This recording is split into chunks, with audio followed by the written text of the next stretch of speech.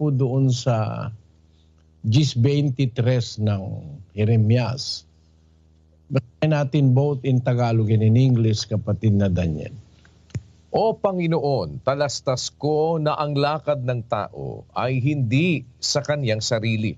Hindi para sa taong lumalakad ang magtuwid ng kanyang mga hakbang. In English, it says, O Lord, I know that the way of man is not in himself. It is not in man that walketh to direct his steps. It's not in man that walketh to direct his steps. Hindi para sa taong lumalakad ang magtuwid ng kanyang mga hakbang. Merong kulang pagka ganon. Kung hindi natin ma-determine yung hakbang natin, hindi tayo magkaroon ng certainty, lagi tayong may negative thinking, tapos para bang walang direksyon ang ating paglakad, ang buhay, ay may kulang po. Kasi sabi ng Biblia, hindi para sa tao na lumalakad ang magtuwid ng kanyang hakbang. We are not capable of directing our paths. Merong isang maaaring makapangyarihang makapag-direct o makapagtuwid. 16 ng Kawikaan, ang sabi po, pakinggan nyo sa English at sa Tagalog. Ang puso ng tao ay kumakatha ng kanyang lakad, ngunit ang Panginoon ang nagtutuwid ng kanyang mga hakbang. A man's heart deviseth his way, but the Lord directeth his steps. Ayon, yun po ang kulang. Yung direksyon na ang Diyos mismo ang nagdidirect. Alam nyo, mga kapatid, ang isang pelikula, may direktor eh. Yung kabutihan ng isang may direktor, ang pelikula, pati lahat ng nagtatrabaho, merong organized teamwork. Sa buhay sa mundo, marami pong nanggugulo. May kaaway ang Diyos. Hindi natin kaya yung kaaway ng Diyos kasi malakas yun eh. Si Satanas. Powerful siya. Pero kung kasama natin ang Diyos, madadaig natin yung panggugulo ni Satanas, yung mga negative thinking, yung mga kawalan ng tiwala, yung mga kawalan ng direksyon sa buhay. Ang sabi sa 4:7 ng Santiago, pasakop nga kayo sa Diyos, datapwat magsisalangsang kayo sa diablo at tatakas siya sa inyo. In English it says, submit yourselves therefore to God, resist the devil, and he will flee from you. Kung sakop tayo ng Diyos, meron tayong kasamang lalaban sa diablo. Ang diablo po, ang demonyo, si Satanas, ang cause ng lahat ng chaos sa buhay. Disappointments, mga kaguluhan, mga kung ano-anong kawalan ng direksyon sa buhay, nasisirang pamilya, nangangalon niyang asawa, asawang hindi tapat, mga anak na suwail, lahat lang yung mga kasamaan sa buhay. Ayan po ay may pinanggagalingan. Yung mga trabaho ni Satanas at yung trabaho ng masasamang espiritu na kasama-sama ni Satanas na nanggugulo sa mundo. Hindi natin naintindihan, akala natin, kung hindi natin nakikita, parang para sa iba wala siyang bearing, no? Pero sa isa pong nakakaalam, nag-aaral ng Biblia, ng salita ng Diyos, dapat aware tayo, meron tayong laging kamalayan na sa buhay meron talagang manggugulo. Sa mundo, meron talagang magdi-disorganize ng mga bagay-bagay. Ang mundo po, ang universo, is unorganized and masasabi natin yung sinasabi sa wikang Grego na cosmos. kagaya nung pinanggalingan ng salitang cosmetics, ang maayos na kaayusan. Yan po ang natural na ginawa ng Diyos. May kaayusan sa lahat ng bagay. Pero meron pong nagdi-disorganize. Nag-iibig na sirain ang ginawa ng Diyos na kaayusan. At sa buhay, sa individual, sa pamilya, sa isang komunidad, ang nanggugulo, naninira, nagdi-disorganize ang kapangyarihan ni Satanas at ng kanyang mga cohorts. Basahin natin ng 2:3 o 2:2 ng Efeso. Na inyong nilakaran noong una ayon sa lakad ng sanglibutang ito, ayon sa pangulo ng mga kapangyarihan ng hangin, ng espiritu na ngayon ay gumagawa sa mga anak ng pagsuway. Espiritu pong gumagawa para ang tao ay sumuway, gumawa ng mali. In English it says, Wherein in time past you walked according to the course of this world, according to the prince of the power of the air, the spirit that now worketh in the children of disobedience. the spirit that now worketh in the children of disobedience. Meron pong espiritu na nagtatrabaho. Nakakapagtaka eh. Ang isang magulang na dapat magmahal sa anak, siya ang pumapatay sa anak. Iniiwan sa CR.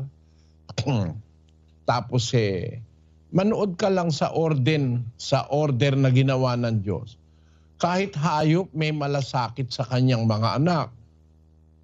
Yung pusa, makikita mo kung paano niya minamalasakit ang kanyang anak. Mga aso, baboy, mga hayop, nagmamalasakit sa anak.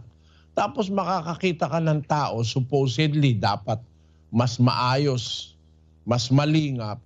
Yung anak niya itatapon, ilalaglag, tapos ipapa-abort.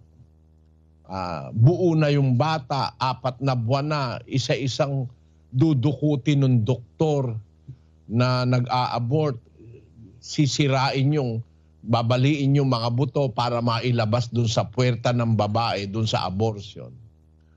This is something abnormal. It is not within the norms that were set by God. Kaya merong gumagawa, ang tawag po doon, the spirit that now worketh in the children of disobedience. Meron pong mga magulang na ang ama sinasamantala yung anak. Nire-rape ang anak, pinagsasamantalahan ng anak. Merong anak na yung nanay niya nire-rape. Bakit nagkaganon? Meron kasing espiritu na gumagawa sa mga anak ng pagsuway. Merong espiritu na nagtatrabaho para tayo pasamain. Ang isang pagpapasamang ginagawa, yung mawalan tayo ng interes sa buhay na magpasakop tayo sa Diyos. Okay lang na walang Diyos yung iba. But they will realize later na pagkakailangan nila ang tulong ng makapangyarihan sa lahat, ay nasayang nila yung pagkakataon. Naiwala nila. Gaya nung sinasabi ng Diyos sa 8:24 ng Kawikaan. Pakinggan niyo po. Sapagkat ako'y tumawag at kayo'y tumanggi, aking iniunat ang aking kamay at walang makinig. Kundi inyong iniuwi sa wala ang buo kong payo at hindi ninyo inibig ang aking saway. Inuwi nyo sa wala ang buo kong payo, sabi ng Panginoon. Hindi nyo inibig ang aking saway. Tumawag ako, tumanggi kayo. Inunat ko ang kamay ko, ayaw kayong makinig. Kaya kung merong nangyayaring mga untoward incidents, o mga mali, mga liko na mga bagay sa buhay ng tao, ang tanging kahulugan po niyan ay kawalan ng pagpapasakop sa Diyos. Meron tayong kulang na isa. Parang yung kanta ni James Ingram. Ingram ba yun? Ingram. I think, yung second part nung kanta niya. I gave my all, but I think my all may have been too much, 'cause Lord knows we're not getting anywhere. Seems we're always blowing whatever we got going, and seems at times with all we've got, we haven't got a prayer. Ayon, we haven't got a prayer. Maraming tao nakalimutan na ang Diyos. Kaya magulo ang buhay. Yung kagaya ng kanta na yun, maganda yung kanta na yun eh. At least meron siyang mention na nangangailangan tayo ng panalangin, pagtitiwala, paghingi ng direksyon sa Diyos sa buhay. Kaya ang buhay niya magulo. Just once, can't we figure out what we keep doing wrong? Why the good times never last for long? What are we doing wrong? Ayun, mali talaga eh. Kasi lahat ng gagawin mo sa buhay, pag wala kang kasamang Diyos, maililigaw ka ni Satanas. Masabi ko sa inyo kapatid, maaaring kulang po kayo sa pagtitiwala sa Diyos, sa panalangin, o kung meron man kayong iglesia, ay hindi sapat ang naituturo sa inyo para makapanghawa kayo doon sa salita ng Diyos. Yun po ang ating giya, salita ng Diyos. Ang Diyos kasi hindi sinungaling. Sabi nyo, you keep applying for a job and you were always rejected. Ang sabi naman ng Diyos, hanapin muna ninyo ang kanyang katwiran at ang kanyang kaharian, at ang lahat ng mga bagay na ito ay pawang idaragdag niya sa inyo. Seek ye first the kingdom and the righteousness of God, and all these things shall be added unto you. Kung inuuna po natin ang Diyos sa buhay, ay makakapagtiwala tayo, sasamahan niya tayo. Bakit? Sabi ng Diyos kumato ka, pagbubuksan ka niya. Humingi ka, bibigyan ka niya. Humanap ka, makakasumpong ka. Ayun, yung tatlo na yon, kailangan natin yon. Kakato ka, bubuksan ka niya. Hihingi ka, bibigyan ka niya. Paano? Humanap ka, makakasumpong ka. Pero pagka ikaw lang mag-isa ang naghahanap, maaaring hanap ka ng hanap, nasa tabi mo na, hindi mo pa nalalaman. Kaya yung naghahanap ng mga ginto, mga treasure hunters, meron detector yun Meron nga detector, nahihirapan pa Di makita-kita yung ginto niya masite. Pero kung may kasama kang Diyos, makakasumpong ka. Pwede kanyang turuan ng kanyang aral para makatiyak, magkaroon ka ng certainty sa buhay. Whatever happen, mahirap man, wala ka mang masyadong pera, wala ka mang masyadong oportunidad na guminhawa sa buhay. Kung may Diyos ka, okay lang. Kasi si Lazaro, alam ko, maraming hirap na tiniis si Lazaro. Araw-araw, nag-aabang lang siya ng mumo. Yung nahuhulog sa lamesa nung mayaman, yun lang ang pagkain ni Lazaro. Pero he lived a contented life. Kontento siya. Kung yun ang bigay ng Diyos sa kanya, kontento siya. And after all those sacrifices and misfortunes, may mga sugat pa siya, namatay pa siya.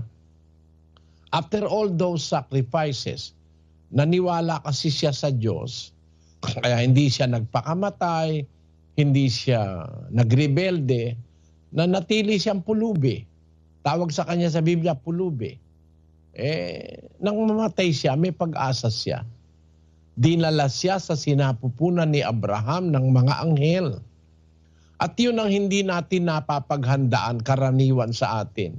Para bang ang buhay natin dito lang sa mundo, yun ang misassessment ng tao. Habang nabubuhay siya sa mundo, puro lang sa mundo ang kaisipan niya. Hindi niya alam na merong buhay na mas darating na buhay na mas maganda, buhay na dapat nating nasain, na yun ang buhay na walang hanggan. Salita po ng Diyos ang nagsasabi niyan na hindi ang katapusan natin o ang ating buong istorya ay dito sa mundo. There is life after our life on earth. And it depends on our choice and preference in which part of eternity we are going to. Kasi dalawa po ang sinasabi ng Biblia. 5:28 ng Juan. Huwag ninyong ipanggilalas ito sapagkat dumarating ang oras na ang lahat ng nangasalibingan ay makaririnig ng kanyang tinig at magsisilabas. Ang mga nagsigawa ng mabuti ay sa pagkabuhay na mag-uli sa buhay at ang mga nagsigawa ng masama ay sa pagkabuhay na mag-uli sa paghatol. Ayan, dalawa po ang pupuntahan ng tao. There will be a resurrection. Ang gumawa ng mabuti, mabubuhay na mag-uli sa buhay na walang hanggan. At ang nagsigawa ng masama sa pagkabuhay na mag-uli sa paghatol. Kaya ngayon pa lang dapat tayo aware na tayo na merong dumarating in the future na hindi natin maiiwasan. Mamamatay tayo. Hindi tayo makakaiwas, mamamatay tayo. At sabi sa Biblia, kung paanong itinakda sa tao ang mamatay na minsan, pagkatapos nito ay ang paghuhukom. 9:27 ng Hebrew. As it is appointed unto man once to die, but after this the judgment. Meron pong paghuhukom. Kaya dapat napaghahandaan yun. Ang ating pananaw, hindi lamang para magkatrabaho, hindi lang para magkapera, magkapamilya, etc. Una, dapat may pananaw tayo na merong lumikha sa ating Diyos. At yung Diyos na lumikha sa atin, meron siyang intensyon. Ba't niya tayo nilikha? Ano ang dahilan ng ating existence? Bakit tayo umiiral? Dapat maintindihan ito ng tao so that we can live our lives according to the will of the one who created us. Yun. At maaari yun po ang kulang, kapatid na Marilo. Naintindihan niyo po? Opo, salamat po. Nayayahan kita, kapatid, mas dalasan mo ang pakikinig sa programa ng Ang Dating Daan. Ang Dating Daan is a program that offers you more than any other religious programs can offer. And that I guarantee with God's help. Ang nakikinig sa programang Ang Dating Daan, matututo ng mas maraming karunungan kaysa makinig ka sa lahat ng relihiyon sa ating panahon.